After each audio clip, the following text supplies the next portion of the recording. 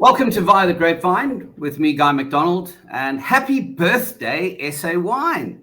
Do mark your calendar on Thursday, the 1st of February 2024. The Wine Harvest Commemorative Event, widely regarded as the most prestigious wine event in the country, will once again grace the historic estate of Groot Constantia to mark the beginning of the South African wine industry. And it really is an occasion that not only seeks the blessing for the new harvest, but also serves as a powerful tribute to acknowledging those who've profoundly contributed to the industry's success. And to chat about this history and the way forward, I'd like to introduce my two guests. I have Jean Naudier, the CEO of Groot Constantia. Good morning, Jean. Good morning, Guy. Good morning to your listeners. Joining Jean and myself, the lovely Morena Kalo, Communications Manager for Wines of South Africa, otherwise known as WOSA. WOSA, indeed. Thank you so much for having me, Guy. And she knows that I always pronounce it WOSA to her personally, so it is WOSA publicly.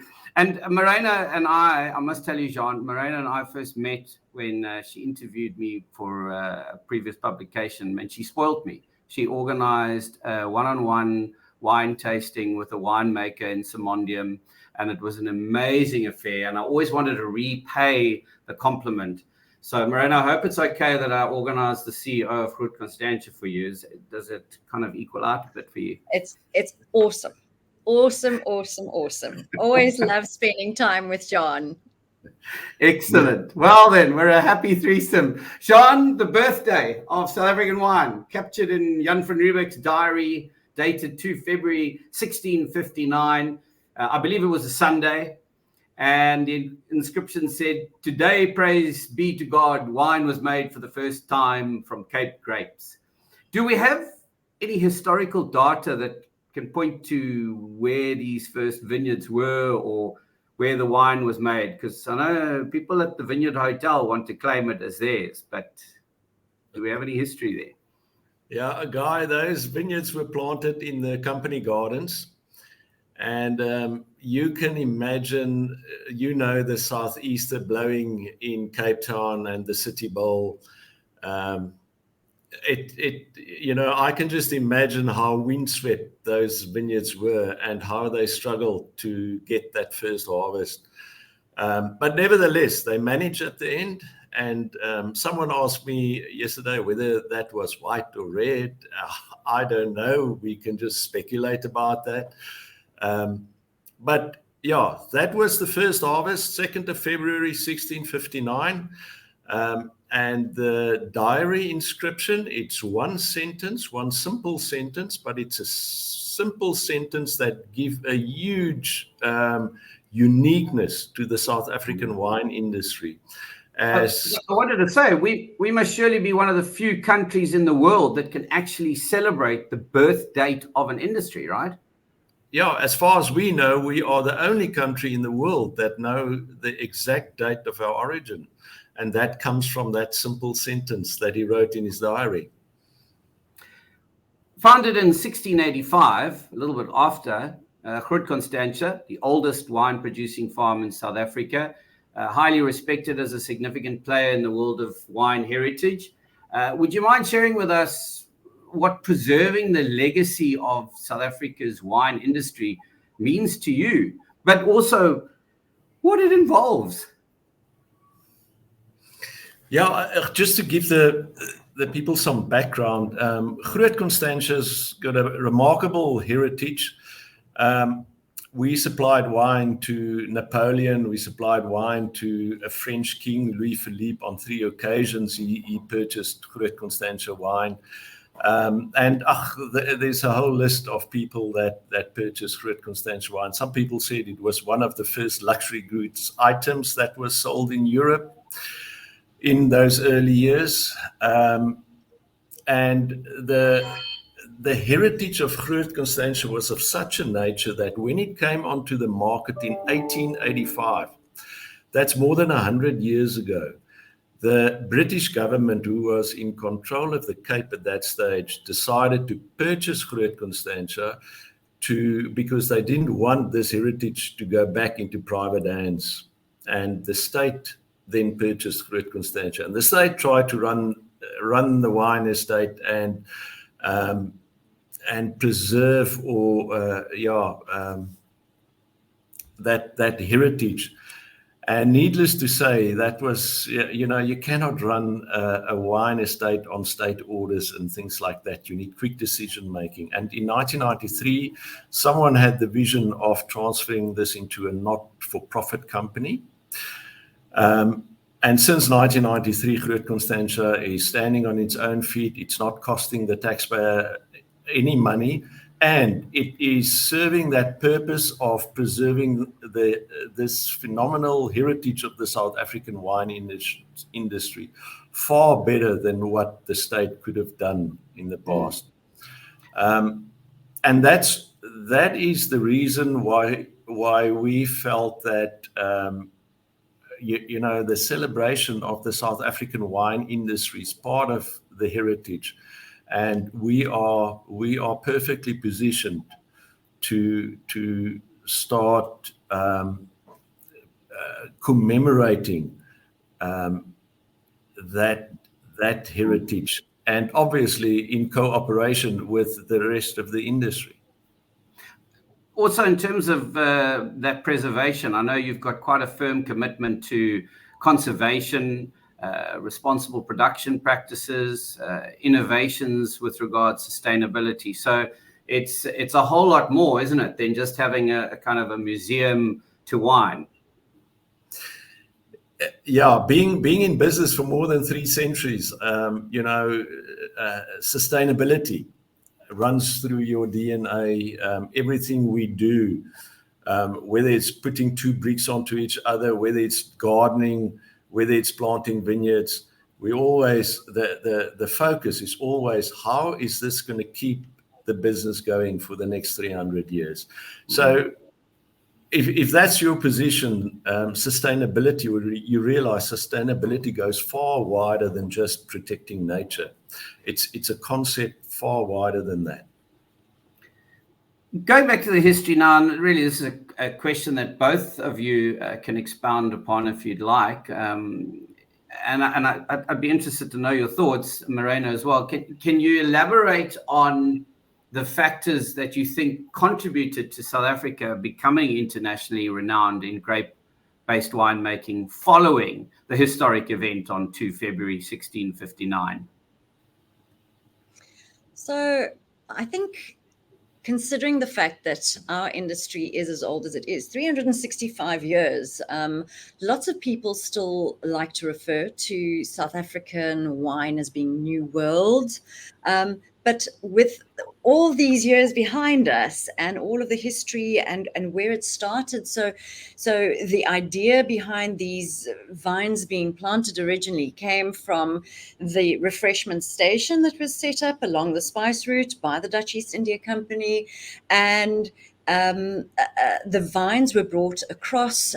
We are told that they came all the way from Rhineland, Germany, from France, and from Italy, so different European grapes that were brought through, and the idea behind this was wine is something that can last a journey on a ship if the ship stops here on its route. And from what we understand is that the initial wine was probably not great, but it was fit for purpose. And over the years, I think the industry went through kind of a journey of its own, learning about not only the soils and what worked, what varieties were best planted in different soils, how it expanded from that initial plantings in the company gardens into Constantia, all the way across Stellenbosch, the Helderberg, and of course where we are today with new vineyards being planted in all kinds of regions, stretching even as far as KwaZulu-Natal.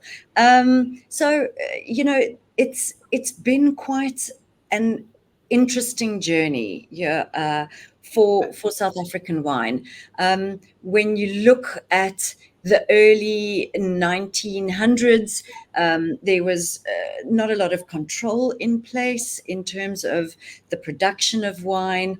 And that's what brought the KWV in 1917, I think, or around there. They were brought in to kind of put some quality controls into place, regulations to ensure that certain criteria was met in terms of what was being put out, and also volume control. So bringing in quotas for the supply of wine.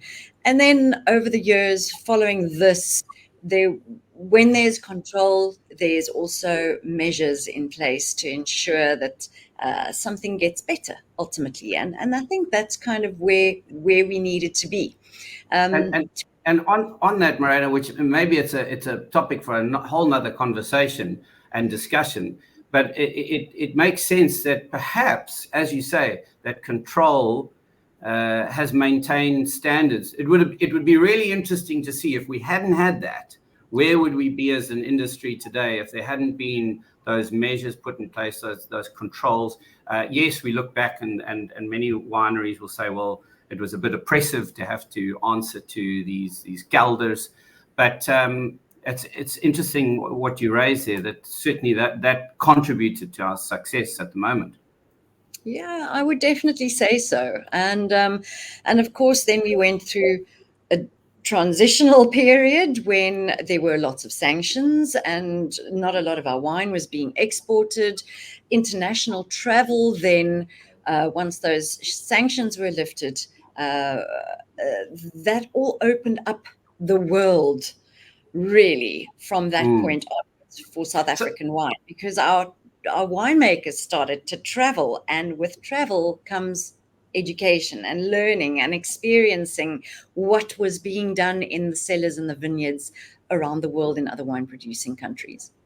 And we're seeing such wonderful development. I mean, year on year, we can look back over the last 5 to 10 years, and we can see how Chenin Blanc, as an example, has been treated and how it's grown within the industry, and it's absolutely sensational. I also want to ask you, Morena, how has South Africa's wine industry positioned itself in the global market currently? Well, and what are some of the notable achievements that you feel we should know about, or recognitions that it's received that are perhaps being not publicized as well as they should be? Well, I hope they have been publicized widely, to be fair.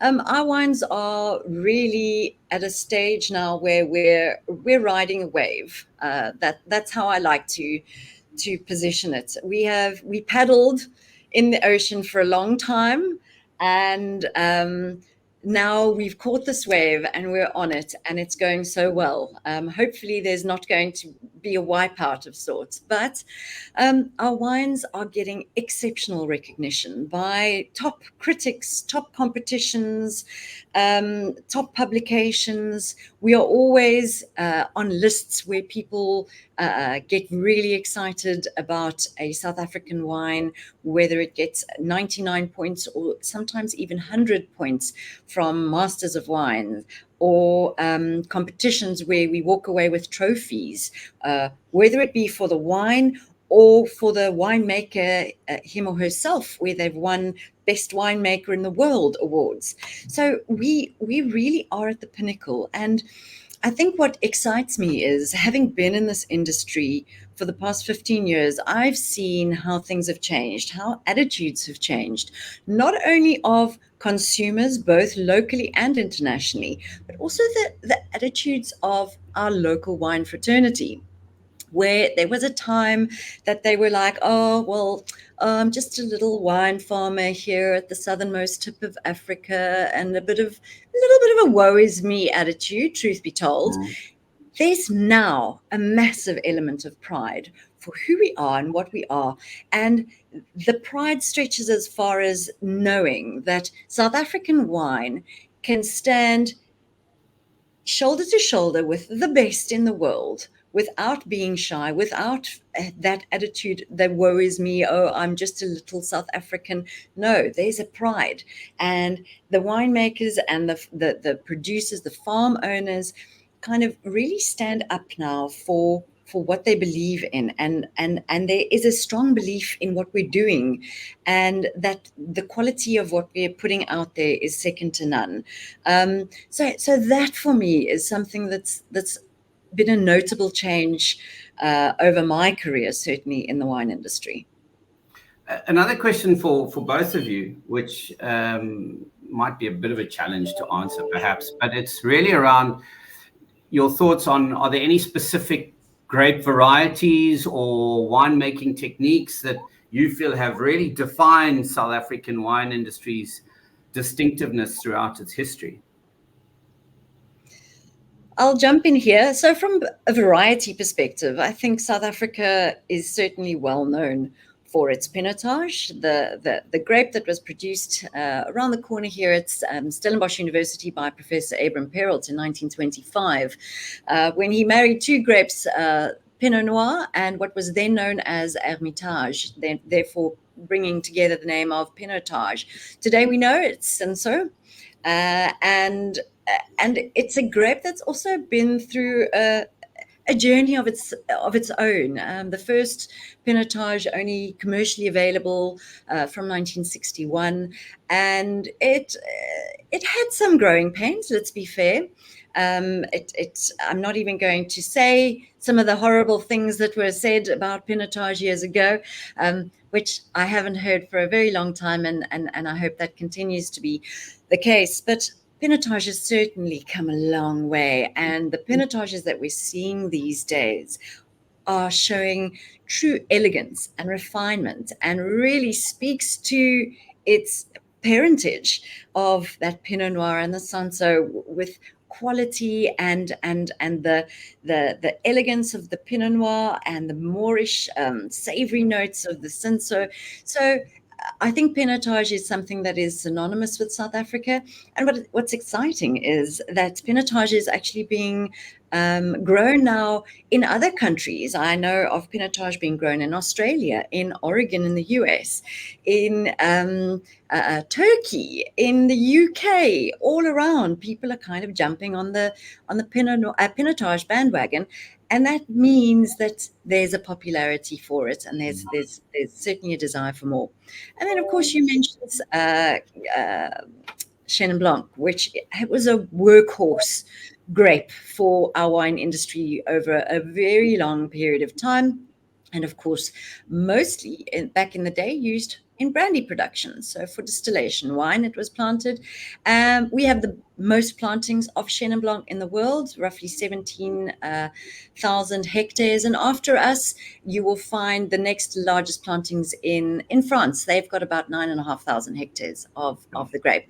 And that is something that has also undergone a bit of a revolution.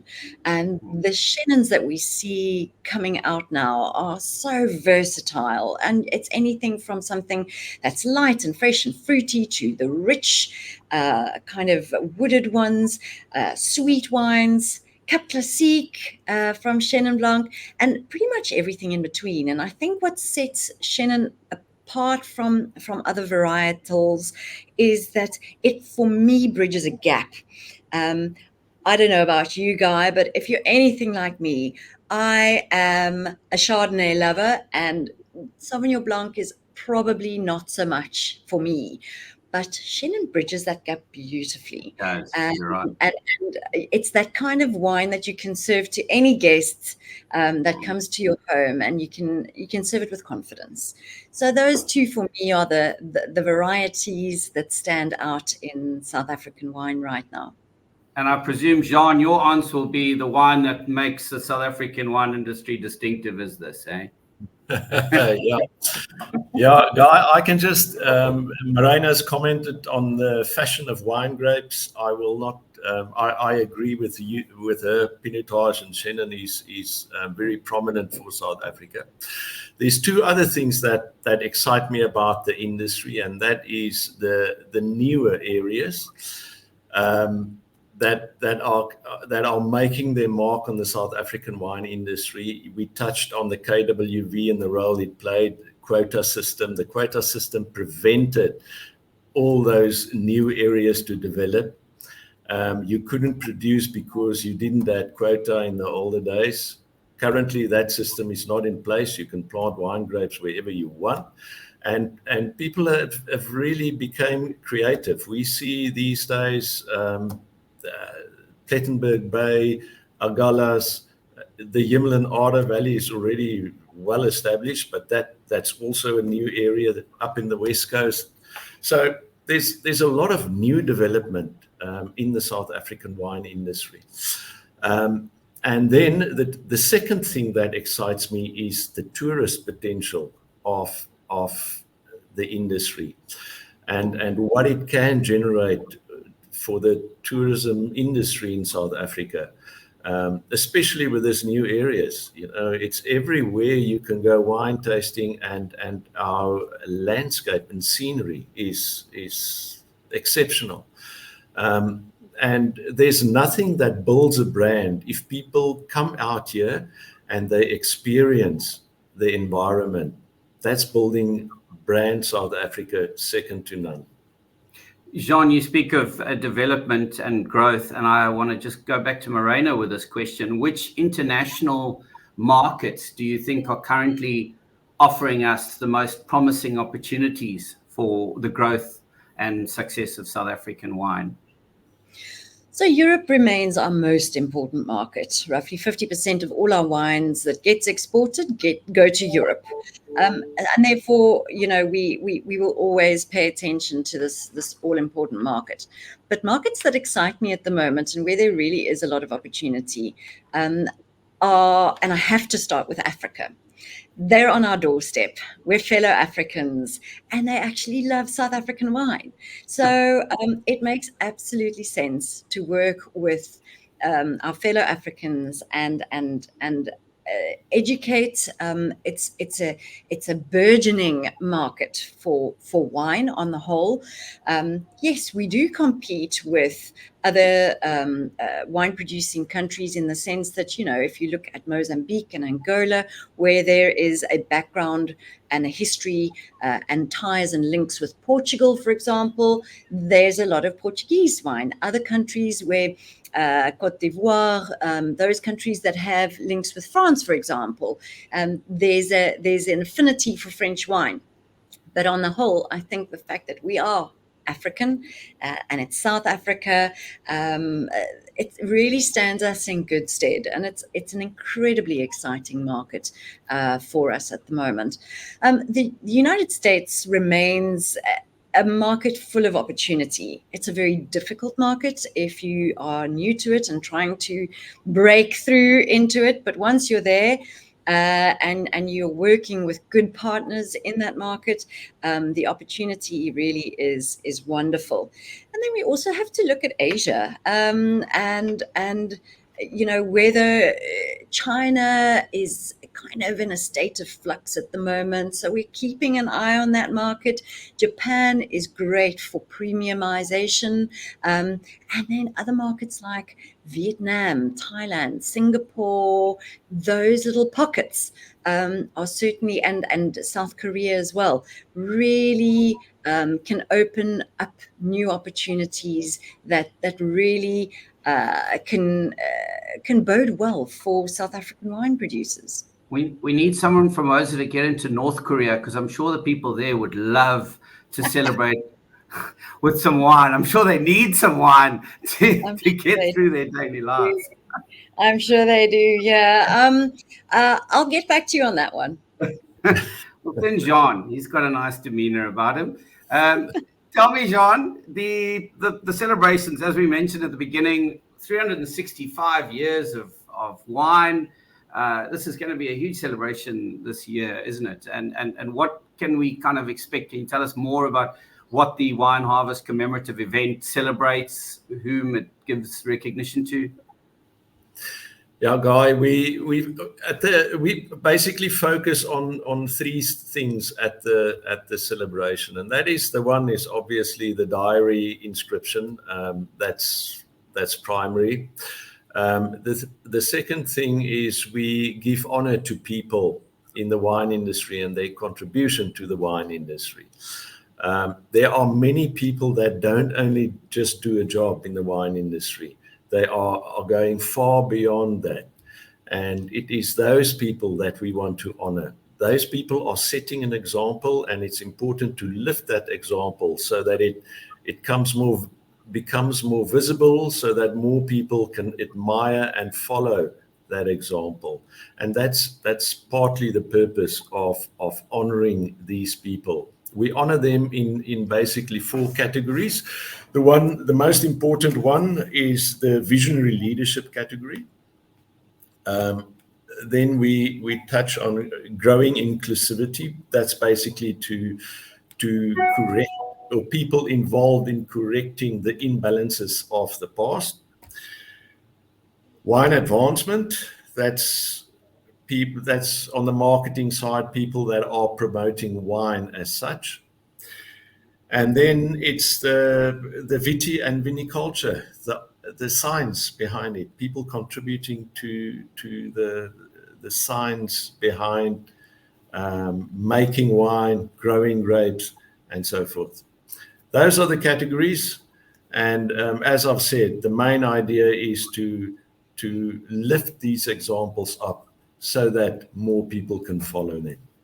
Excellent. But to our viewers, Groot Constantia will be hosting this esteemed annual occasion once again. And of course, if you'd like to join the celebration, you can visit www.sawineharvest.co.za to purchase tickets for an unforgettable evening of dinner and captivating entertainment. And the Wine Harvest Commemorative Event is made possible with the generous support of Groot Constantia, the Western Cape Department of Agriculture, Westgrow, South Africa Wine, Standard Bank, Checkers, Die Burger, and Cape Town Tourism. And you're welcome to follow and share your good wishes on @SA Wine Harvest with the hashtag Happy Birthday SA Wine. To my guests, Jean Nodier, CEO of Groot Constantia, Morena Kalo of WOSA, Communications Manager at WOSA. Thank you very much for your time and energy and passion. I really appreciate it today. Thank you so much for having us. And I look forward to seeing you at this commemorative event. Remember, dear viewer, save water, drink wine.